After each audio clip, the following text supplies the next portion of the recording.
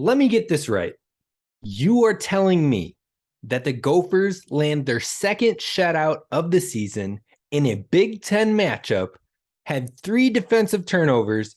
Mo broke the all-time Gophers touchdown record, and fans are still complaining? What is going on here? Hey, You are Locked On Golden Gophers. No matter what we're going to do here, we're just going to keep rowing. Your daily podcast on the Minnesota Golden Gophers. However it turns out, we're just going to keep rowing. Part of the Locked On Podcast Network. Your team every day. We're just going to keep rowing, and keep rowing.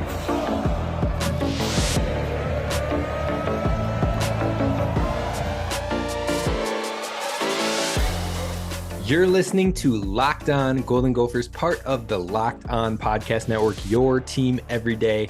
My name's Kane Rob, host of the podcast, former collegiate football video coordinator and recruiting assistant, here to talk Golden Gophers with you each and every day of the week, Monday through Friday. Be sure to hit subscribe on YouTube and let me know, am I wrong here? Am I crazy on the fact that fans are still complaining after a 31-0 shutout? Let me know on the comments down below on YouTube, and be sure to subscribe. Now, let's talk about it, folks. I get that people want scoring. Well, we had scoring. I get that people want explosive plays. They want fresh and new schemes. Look at the Vikings. People love what they're seeing from the Vikings when it comes to new, innovative game plans in offensive systems. I get it. Though there's still people complaining about the Vikings and whatnot too. So I digress, but a Big Ten win is all that matters. Getting the wins any way possible. Now, yes, if you're holding your breath and you barely eke it out and it's sloppy and all that, I get it. You might be hesitant, but 31-0 is not eking it out by any means. Yes, I get that it was 14-0 for a majority of the game, but still, that is a 2-score lead for a majority of the game in which your defense was still shutting Rutgers down. I just don't understand how people are freaking out so much, but yes, I get it. There were still kinks in this whole presentation. I think Coach Fleck said it best, though, when it comes to the winning and people being upset. And here's what he had to say in today's presser. We won 31-0. That's the point of the game, is to win. How we win, it's going to be very different from week in, week out. And maybe some people won't like that part, but that's okay. We've won really close games, and maybe we didn't play very well, and people loved it. But maybe we didn't play so well. We played really good and maybe won by a lot, but somebody didn't like how we won. That's a sign of a program going in the right direction and people not liking how we win. But for the most part, the people that talk to me, if you win and you win the way that you need to win, and you have a happy locker room, you can approach all those things on Sunday. But we had 10 total possessions. I mean, and you're not going to do things that cost you a game, but we had 2 holding calls that crushed us on drives. And we're moving the football. But going into the game, we knew we were going to have to run the ball a lot. So I think he's right there. I think he's right. The fact that when people complain about how you win, it shows that your program is going in the right direction. The expectations of your program are going in the right direction. But keep that in mind when people are calling for people's jobs, when people are talking about recruiting not being good or development of players not being good. Not only is that not fully true, but you wouldn't have those expectations if we've had the coaches we've had in the past where things were not building correctly. Now they are starting to build and progress, and you want more. You want more. It's like candy. A kid on Halloween. You have a piece of candy, you have 2 pieces of candy. You tell them maybe they only can have 5 pieces of candy that night, but they want more. They get those 5, and then they want more. And I get it, Gophers fans. It's great to want more and more success for a program that has, quite frankly, not had the most success over the years as of late. Historically, lots of success. As of late, not so much. So the fact that we're getting back to it is exciting, but don't throw it all away for that.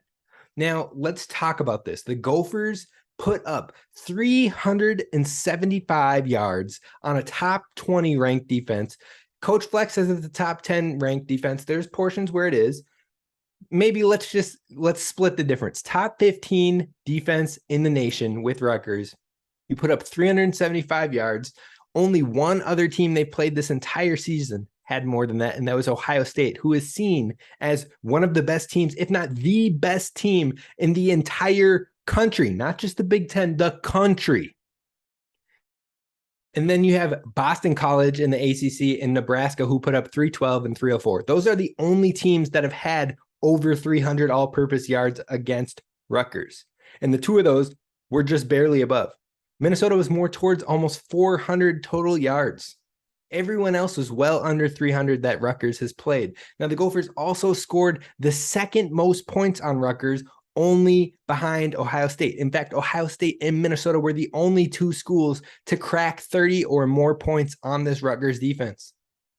6 of the Gophers' drives in this past week were 4 minutes and 45 seconds or longer, with 10 total drives in the entire game. Now, 4 total drives in the first half for the Gophers. The Gophers stayed on the field and they dominated the clock.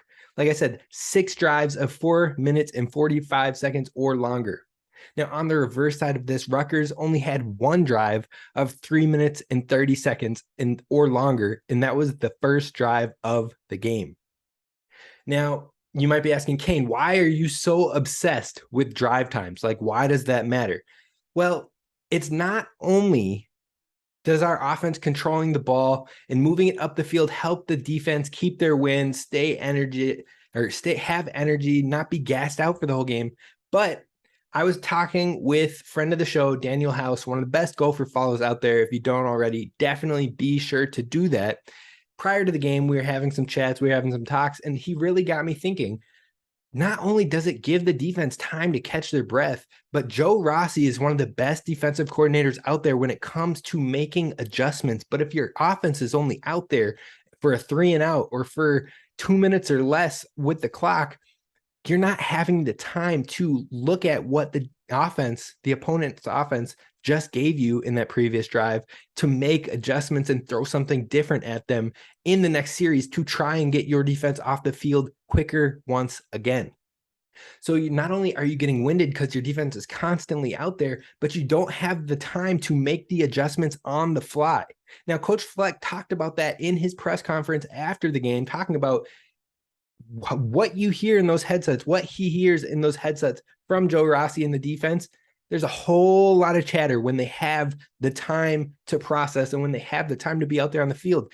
And quite frankly, in this 3-game losing streak prior to the Rutgers game, it is something that we did not see from the Gophers because the offense wasn't on the field long enough.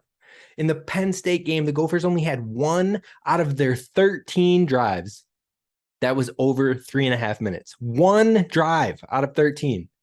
And that drive was their long touchdown drive in the fourth quarter. Okay, let's go back a game further. In Illinois, Minnesota only had 2 out of 10 drives that was over 3.5 minutes. In the Purdue game, Minnesota had 2 out of 13 drives that was over 3.5 minutes. You see the thing here? You see it consistently showing up that we weren't getting those, and our defense wasn't getting off the field, and we had more issues, and the defense didn't look as characteristic as we had seen previously. Well, then let's talk about those first 4 games. New Mexico State game, 6 out of the 8 drives, the Gophers had 3.5 or more on offense, like drives of 3.5 minutes or more. 6 out of 8 drives. Western Illinois, 5 out of the 13 drives. Colorado, 5 out of the 10 drives. Michigan State, 5 out of the 9 drives. You see, when the Gophers can get multiple drives that are longer than 3.5 minutes, that are more towards the almost 5 minutes or longer, the defense is able to scheme, they're able to adjust, and they're able to hopefully get off the field even quicker throughout the game. Now, it doesn't mean the next drive is going to be a perfect one if you give them a long one, but it allows the team to make adjustments to help get the defense off the field faster and get it back into the offense's hands. So having the time to adjust throughout the game without the team being absolutely gassed allows the defense to create more issues for the offense and get off the field quicker. Now, we're going to move over to Rutgers itself. What happened in this game? What went right and what went wrong? There were some good amount of things that went right, but there were a couple things that went wrong that need to change if the Gophers have any hope of winning when it comes to these next few games in Nebraska and some of the rivalry games to end the season. Absolutely need to get fixed to win those games. We're going to talk about what those are coming up next. First, let's talk about our friends over at BetOnline. BetOnline is bringing you more lines, more props, and more odds than ever before.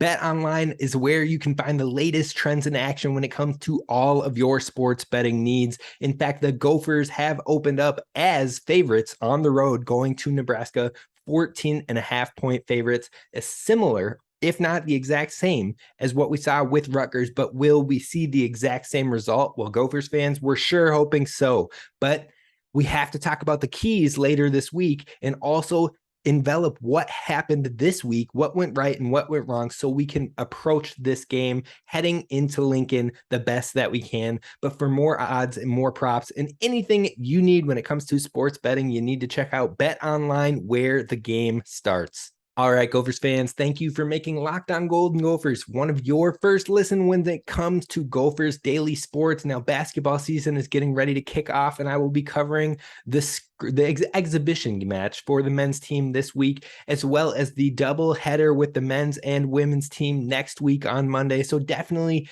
be tuned in and hit subscribe on YouTube for Gophers basketball coverage, but we also will be going hard on the football season for the rest of the season. And as football comes to a close, we'll get more and more enveloped in the hockey teams as well. So share it, tell a friend, let people know about Locked On Golden Gophers so we can get this thing on and popping. Now, let's talk about what went right and what went wrong for the Gophers in this Rutgers game. We're going to start off with what went wrong. You got to get the negative out there, clear it up with a little positive, and end on a happy note. Now, what went wrong? The first is the pressure has to be better. It has to be better. It was better this game, but it's still not good enough. Now, 9 pressures over about 30% of a pressure rate. It's better, but it's not getting there enough. Now, we had 7 hurries and 2 sacks. Now, I believe it was 2 half sacks, which equals 1 sack, but the pressure got there at least. We got home at least once. Now, it's definitely improved, but watching the game, it didn't feel as though it was super effective or it made a huge difference. It made a slight difference. I'm not going to take anything away from them, but we need it to be more consistent and more heavy. You need to have the quarterback panicked on the fritz, closing pocket. And Coach Fleck talked about creating a smaller pocket was a big focus of theirs, since we aren't able to get home and cause the chaos as much as what we want. So a goal was shrinking the pocket and making it smaller, which I do believe they did effectively. But again, we need more consistency. Now, Ja Joyner, he has been the best when it has come to bringing pressures over these last few weeks. But again, he only had 19 snaps this week, according to PFF. Now, I'm not sure if those are fully spot on quite yet. I know they always are tweaking, rewatching, and adjusting to make sure that they have the most accurate data, but right now they have him in for 19 snaps, and I'll be really curious to see if he gets more time and more opportunity as we move forward, because he seems to be the guy creating the most chaos, so why wouldn't you get him on the field more? Now, he's also the second highest graded defender this week versus Rutgers to play 15 snaps or more. In fact, he's the only player, he was the second player only behind Tyler Nubin, who has been absolutely ballistic these last few weeks. So he needs more time. He needs more time on the field, and hopefully him getting more time will help us create more pressure, which we're going to need in the Wisconsin and Iowa games. And quite frankly, we're going to need it in this Nebraska game too. Nebraska struggles with pressure. They struggle with pressure, and the Gophers don't bring it. So if we don't bring it, Nebraska might have more opportunity to get the looks that they want. Now, moving to point number 2 of where we went wrong, drops. Only credited with 2 drops in this game, but honestly, that can't be true. So PFF, like I said, still adjusting their fine-tuning on what actually happened in this game. There had to be more than 2 drops. If I had to guess, I would have said there were 4 or 5 drops. In PJ's presser, he talked about that they had 4 drops. So we're going to run with 4 right now. Now, Brev had a really bad one. It was a walk-in touchdown, and you can't drop those. You have to have them. And Brev's my guy. We have Tristan on the show all the time, but Tristan will tell you straight up too. You got to come down with that one. You got to walk it in and get that touchdown. The well-earned touchdown. Can't have that drop. Daniel Jackson also had a pretty brutal drop in this one. Now, if we're taking shots down the field or passing opportunities in a very limited fashion, then you have to come down with the easy ones. You cannot drop the easy ones. That's the big stress here. Now, 4 out of 21 pass attempts, and we had 4 drops. That's a 20% drop rate. That is unacceptable. You cannot do that, especially with a team that already doesn't pass the ball enough. So the Gophers have to clean up the drops heading into Lincoln. Now, point number 3 of where we went wrong in this game was the offensive line is still not showing that great. Now, PFF snaps are definitely off here because they said Nathan Bowe only had 1 snap, and that's just not true. Chuck Filiaga got replaced by Nathan Bowe some point in this game and took basically the rest of the snaps at the right guard position. Now, he didn't do much better, if you ask me, but again, it shows you that PFF and other systems are always still tweaking and adjusting even after the weekend. Usually the numbers are pretty good because they've had multiple eyes on it once you hit about Tuesday or Wednesday in the week. Now, the right side of the line has been the problem this year, and it's not just Chuck Filiaga, it's also Quinn Carroll. In fact, I think Quinn Carroll presents more problems than Chuck Filiaga, and I'm not the only one. I know Ryan Burns, I can tell you he feels the same way. Daniel House, it seems like he's of the same vein. If you're watching these games, you just see Quinn Carroll, there's just some moments, folks, where he's really just absolutely getting blown by, getting dusted, and it can't happen. It's turning plays that could go from 3 to 8 yard gains into 2 yard gains or negative plays. It can't happen. It's turning the pass pressure. It's making the quarterback more frantic when it comes to him letting someone off the edge, and we just can't play like that. The run block grades were in the 50s when it came to Carroll and Filiaga, but when you look at the pass game grades, Ariante Ursary and Chuck Filiaga were in the 30s. 30s! This is what you do. You block. You got to clean it up, folks. We have to do better. Especially Ariante Ursary. You're one of the most talented tackles that PJ Fleck has had in his time here. He said it. He's giving you those props. Now it's time to show out and do it. So we got to clean it up. We have to have better communication, have to have more bend, have to stay home, can't let the pressure continue to murder this passing game and take away what the Gophers are trying to develop with the offense. If the O-line doesn't fix these issues with pressure, then the offense is going to continue to look boring to fans and predictable, although the fans seem to have huge problems with that. They don't like the chunking down the field. They don't like the just running. Well, first of all, the coaches don't care if you like it. If it works, we're going to do it. So just take that for what it is. But if the O-line can't protect and hold against the pressure longer than what they have in these last 3-4 games, then we're not going to be able to have explosive plays because we don't have burners to get out down the field quick enough. Now, Michael Brown-Stevens is one of the players that has done that role in the past, but he's had some confidence issues. He's had some struggles. He's had a lot of the interceptions that have come his way have come from Michael Brown-Stevens. So, in fact, we're going to hear from PJ Fleck on the vertical passing game in a little bit here, but those are the 3 main issues of where we went wrong in this game. Now, to flip it on the other side, where we went right, we had shorter route concepts that helped set us up for success in the earlier downs. It allowed a clean offense. There weren't a ton of penalties. There were a couple still, and it set us behind on a couple drives that looked promising. But overall, it allowed us to dominate the time of possession, and it allowed the Gophers to be in 2nd and 7s or 2nd and 5s as opposed to 2nd and 10s, 2nd and 12s, and 3rd and 2s as opposed to 3rd and 7s. Those make a huge difference when it comes to the success, especially of this offense that isn't hitting the bigger passing looks. So you got to chunk it. You got to get positive yardage plays on the early downs. And we saw that in this game, which was a nice change. Now, point number 2 of what went right in this game, man, mama, there goes that man, Mo. He was who we know him to be: consistent, a beast, a leader, someone you love to root for. And from breaking the touchdown record all time for the Gophers to eating some gushers on the sidelines, Mo was out there. He's a dog, and I love to see the success that he's continuing to have returning from this injury, and do not expect it to stop. Mo is going to be a feature in these final 4 games. Now, the third and final point of where we went right is the defense got its groove back. We're flying to the ball. There's confidence. There's swagger, turnovers, dancing. There's dancing, folks. If you didn't see it, you're missing out. But you give the defense time to adjust, like we talked about in the first segment of the show, and give them time to breathe, and good things happen. 134 total yards for Rutgers, 2.8 yards per carry on the ground, 38% completion rate through the air.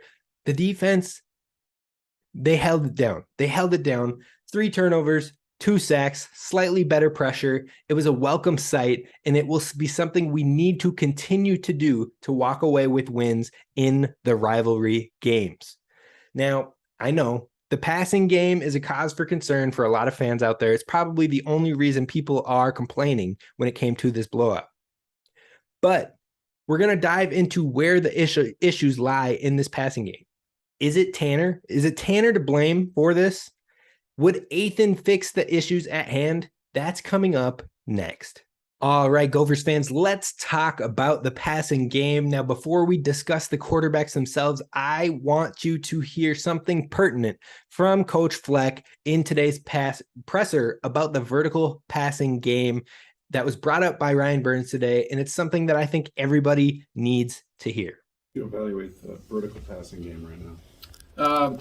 There's not a lot of it. What do you think that is? Well, again, you go back to what you have to be able to do. You have to know what it's going to be able to take what it's going to take for things to win games. We have thrown the ball vertically, and that's where we've thrown some of our interceptions over the last few games. Okay, so the 2 games that we lost that I feel like was because of a vertical passing game, that can maybe make you hesitant to be able to do that again, because, again, you're not doing something to not lose a game.